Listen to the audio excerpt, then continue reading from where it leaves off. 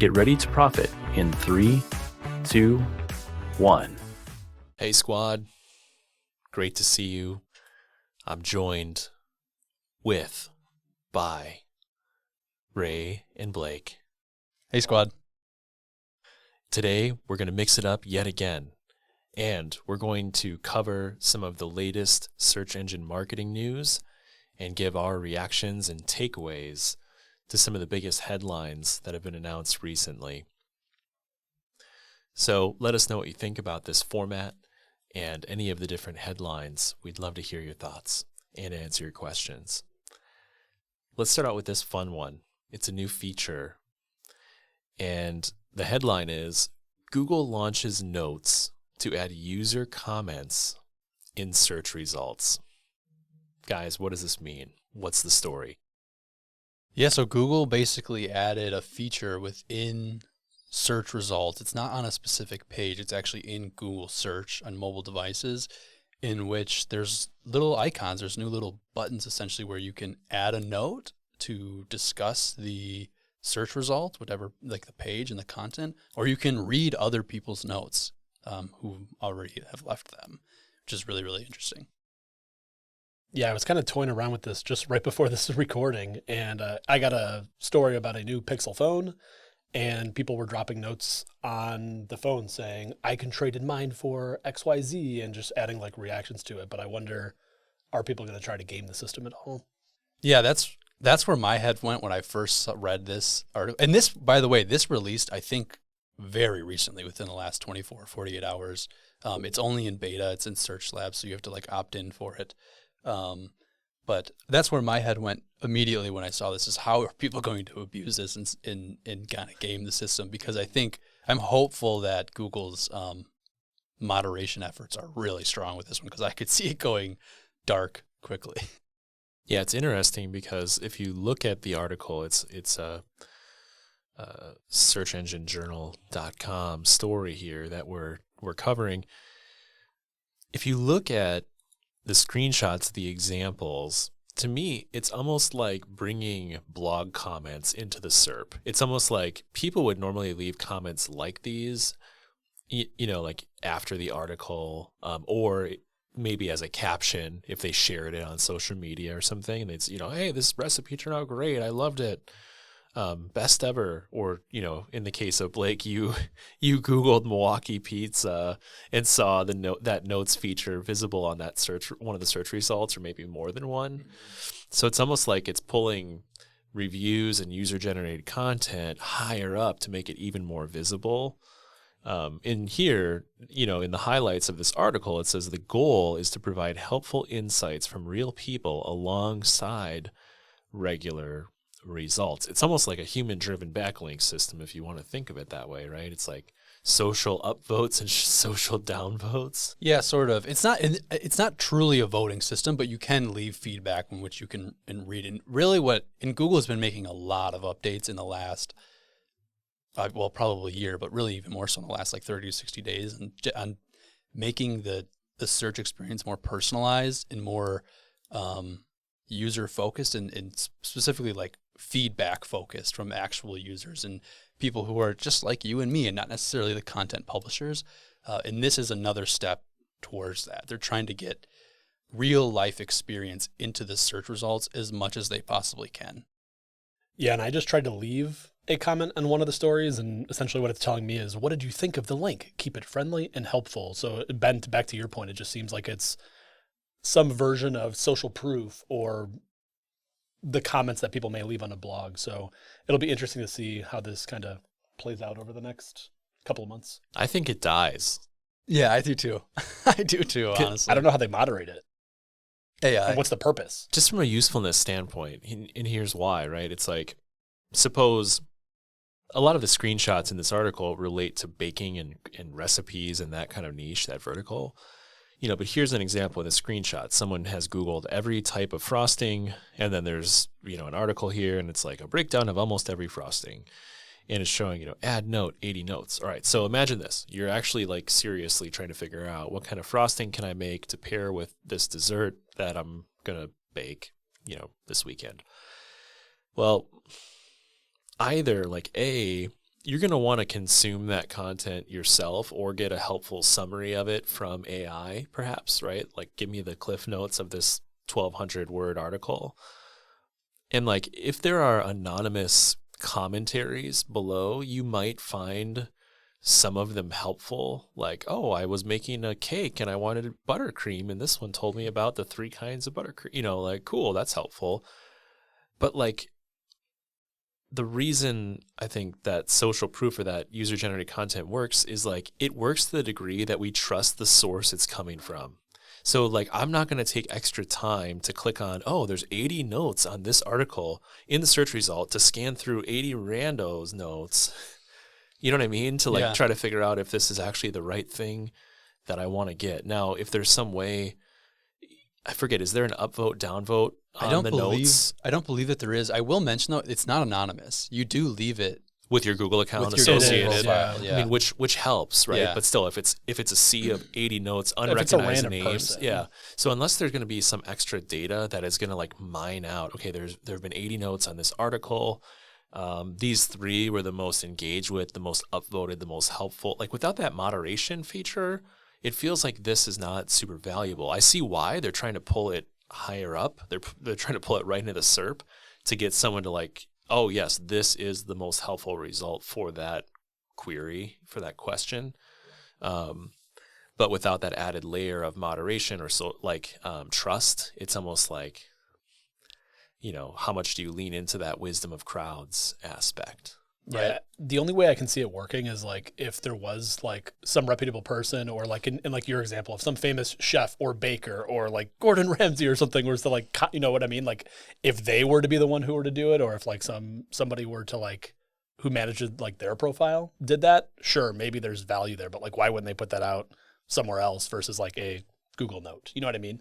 So I could see this almost tie. like, yeah, it's almost like if Google had, or just in general, like, there were editors in each vertical based on like they had expertise in baking, and now they're going to be the ones to leave notes on the top results for these different highly searched queries or something like that. Like, oh, very helpful if you're a first-time baker trying to figure out life, you know, or like, you know, if you're looking for advanced techniques to nail this kind of frosting, you know, read this article.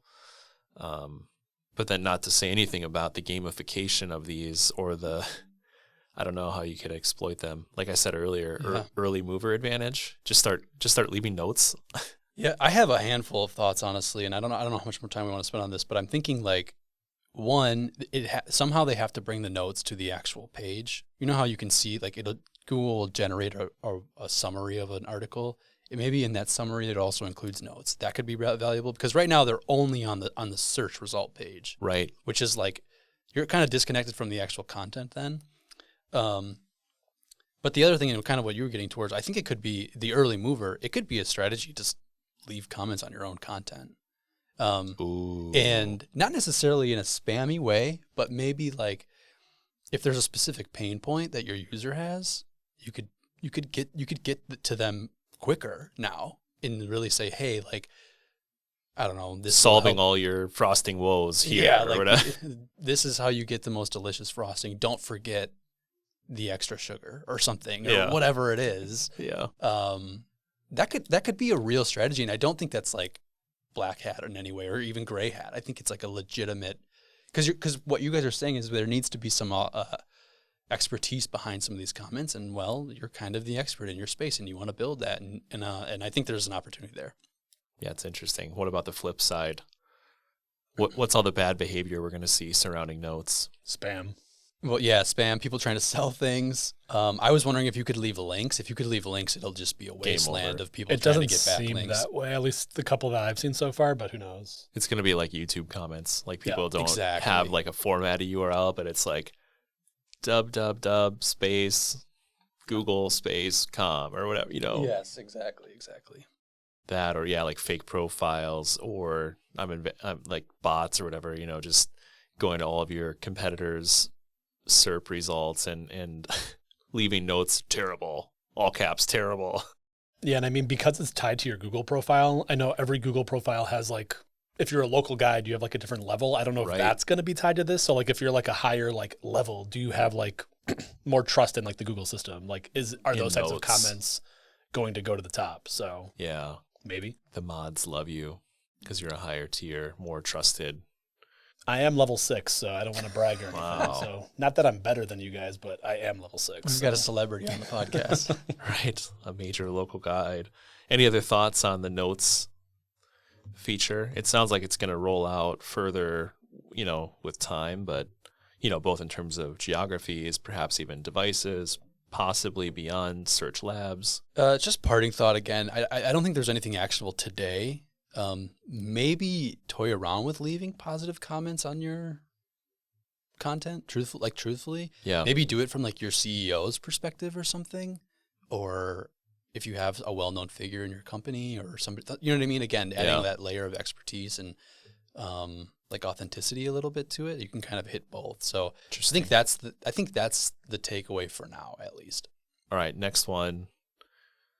Google is using clicks in rankings. Blake, share your surprise with us. Yes. This one is, Ben, you were not surprised by this. I was always skeptical that they were using clicks in as a ranking factor because I felt like they were easy to manipulate. You could easily, if you have 50 employees, say, hey, everybody, when you get home, go click on our article. It could help theoretically if they're used as a ranking factor. That could help. We've talked about this too. Like you could build a bot, and people do build bots. I've seen, and this is true. I've seen like cold emails saying, "Hey, sign up for this service. We'll make your brand more popular in search and increase search volume." They do that by spamming bot clicks. Like that's a real thing that people sell. So I was shocked. Honestly, I thought it was. Google would avoid using clicks as a ranking signal because they're easy to manipulate, but I was naive. I was wrong. Maybe. Well, it's like the, dear sir, madam, do you want 100 DA50 backlinks to your site? We can build them for you. Well, and here's the headline. Former Googler. This is from Search Engine Land. Former Googler. Google using clicks in rankings. And then here's the subhead. Does this mean clicks are a direct ranking factor? No. In fact, Bert and Mum are making user data less important. It's kind of interesting. That's where my head is at. Like the user input, again, because it's easy to manipulate, Google doesn't want to rely on that. It's hard not to. I think in the past too, they have been, and I do think there is still value. Like you want to have a good click-through rate, obviously, so you should be optimizing for that. And I think that's one of the big takeaways is click-through rate optimization on your title tags and meta descriptions should probably be part of your SEO strategy. But I do believe that Google wants to avoid relying on click data and dwell time and things of that nature because they are easy to manipulate and they're potentially better signals that are harder to game, essentially. Yeah, and this article is some coverage related to some testimony in the ongoing U.S. versus Google antitrust trial. And it sounds like, the slant in here or the different perspectives, the different angles, it's like, okay, this user engagement data and user data generally, are influencing, at least we could say, rankings and SERP makeup and so on. But there is a directional or a major push to get AI-driven systems to have more weight on those, to determine like rankings and so on, because they're, as they grow in sophistication, you don't need as much training data. They're able to look at connections, among data sets and different, possible URLs and maybe better assess like what is quality versus what is not. And perhaps there's I'm sure there's some kind of balancing signal, but traditionally it just makes sense to me intuitively. Like, let's go to like first principles or reverse engineer. If you were going to make a search engine, how would you decide what should get to rank first? And, early days it was links and so on. But I think you'd also use that engagement data because from like a measurement standpoint, right? Scroll data, click data, dwell time, links certainly. Then you start to get into some of like the semantic analysis and the, some of the more advanced kind of features. But Yeah, I don't know. It's very interesting. It's just, and this is also like relatively older news now. I think this was like officially confirmed maybe 3 weeks ago. So it's not like the latest news, but it's definitely interesting. And I think it's just worth noting because it really solidifies that user engagement metrics are important. And some people are still skeptical of that, but I don't think there's any reason to be skeptical of that anymore. Like we know for a fact now that user engagement is important for sure. Yeah. Any other takeaways on this, Blake? I mean, is there anything that you would do differently, as far as SEO strategy, knowing this? I mean, does it make you pay more attention to meta titles? But then we have the whole thing of like Google rewriting meta titles. Yeah. So it's kind of squirrely. Yeah. And actually, that's a good point. So click-through rate optimization, I mean, still write quality title tags and meta descriptions. I do think that they're important. They've always been important. Meta descriptions less so, but obviously Google rewrites them, so it makes measuring those things really, really difficult because you don't actually know what's displaying in SERPs.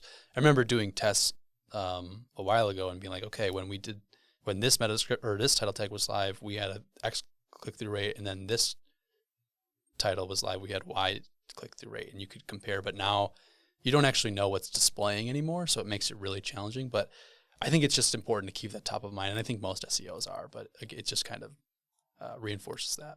Yeah, and it's almost,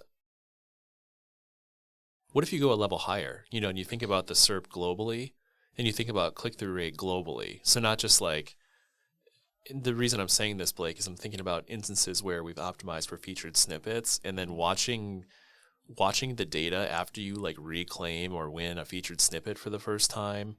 It's like maybe for months we were moving the organic blue link up, just ratcheting up 1 position, 2 positions, and like maybe marginal gains and organic impressions, clicks, etc. But it's like if all of a sudden like you win a featured snippet and it's just like tripled like overnight, it's just like dramatic. And so maybe the click-through rate optimization piece is like, while taking into account all like 0-click SERPs and all SERP features and blue links, and maybe it's just that like the importance of that, meta title is maybe a little bit lessened compared to some of the other and newer ways that we can gain visibility in the SERP. Mm-hmm. Yeah, Google doesn't want to rely on any like one thing too much, because then of course, and we already talked about this, it'll be gamed, it'll be manipulated, it'll be spammed or whatever.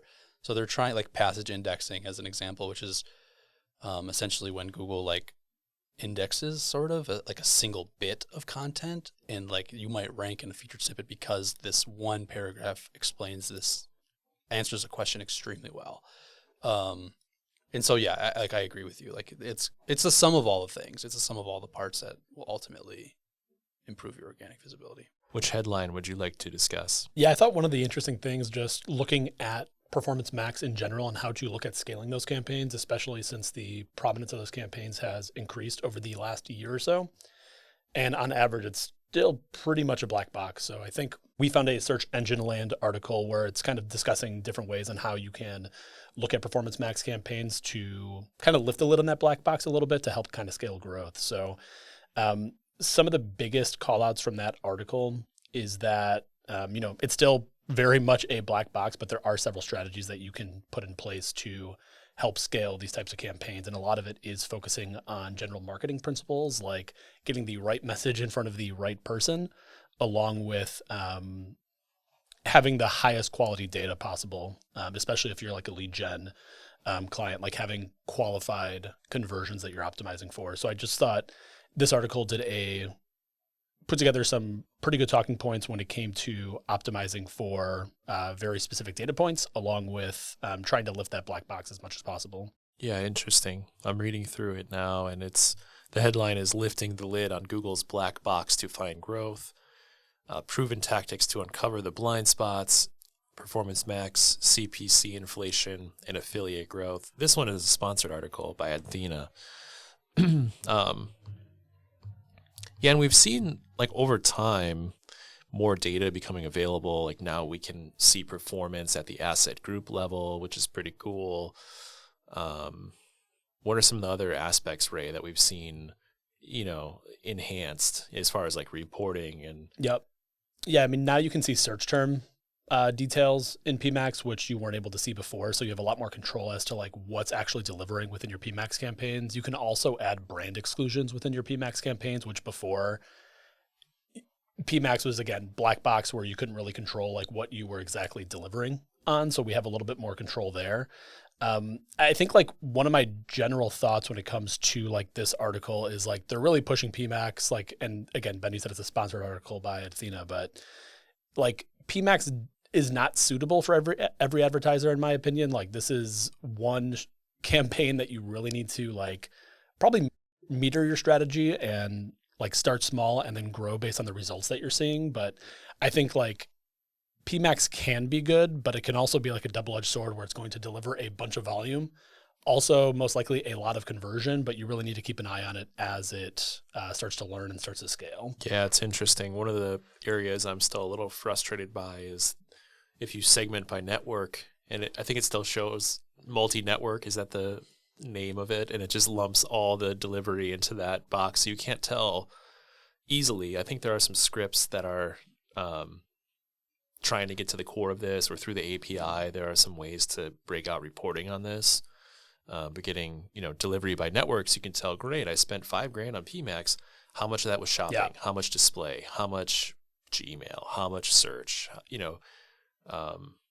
Because I think PMAX is great for liquidity and delivery, and especially if you have scale, like if you have budget and so on, and like conversion volume at scale, it can be a win for you, especially if you're doing asset group segmentation and creative properly. But, how does it compare to still having like network specific campaigns broken out separately where you can control things like targeting and so on a little bit more in a more nuanced way, more targeted way? Yeah, interesting. Can I add that I think it's, as kind of like a PPC outsider, someone who knows enough but still looking in, I'm shocked that you guys don't have that level of data. With all the money that's being spent on Google, I think it's actually kind of scary that Google is hiding it and they're keeping it a black box, because there's just so many ad dollars being spent there, and it blows my mind. Like, this is how I always feel on the SEO side, because they give us like very little information. Take your crumbs and scram. Yeah, so you guys are kind of stepping into my world a little bit, and like there's just unknowns, whereas usually there are like very few unknowns on the PPC side. It's kind of amazing to me. Yeah, I mean, my opinion is Google's trying to lower that barrier to entry with PMAX, where like any business any advertiser technically can launch a PMAX campaign and probably can get like some level of results, but there's also a huge opportunity to lead to a bunch of waste. So like if you have limited budget, you're probably not going to over-index in PMAX, but there's just so much volume that's available in that campaign type. And if you can crack the code and like see some value from it, there's so much scale that you can put behind it, but it's still just very much a black box. Yeah, and the key is to have your data aligned so that you're optimizing for a qualified sale or lead objective. Otherwise, it can create like a doom loop of, oh, great, we got a conversion, find more like that, conversion, and then you find out 90% of your leads are junk, and so it's so crucial to feed it the appropriate signals and to kind of monitor as well. But I think probably PMAX just becomes more important with time, whether it keeps the name PMAX or not. I could see Google continuing to consolidate there. I mean, we see a similar thing, Blake, on Meta with Advantage Plus campaigns and, automation consolidation. And it's like there are definite pros and cons, like, yeah, the scale, the convenience, but depending on the sophistication of your data, your ad budget, and so on, that's where it can get tricky. I don't know if it's the best tool for all, but it certainly is growing in importance. And I don't think that's going to slow down, especially with SGE and I think there have been some announcements we can dig into another time related to more and more generative AI features getting rolled into like the Google Ads experience, and I expect that will only accelerate in 2024. So hopefully, squad, we got to wrap things up for today, but hopefully this has been enlightening. We covered several hot and recent articles in search engine marketing. So again, shout out to us with any questions, and just reflect on how you can use these headlines and takeaways for your own digital marketing growth. Thanks for listening.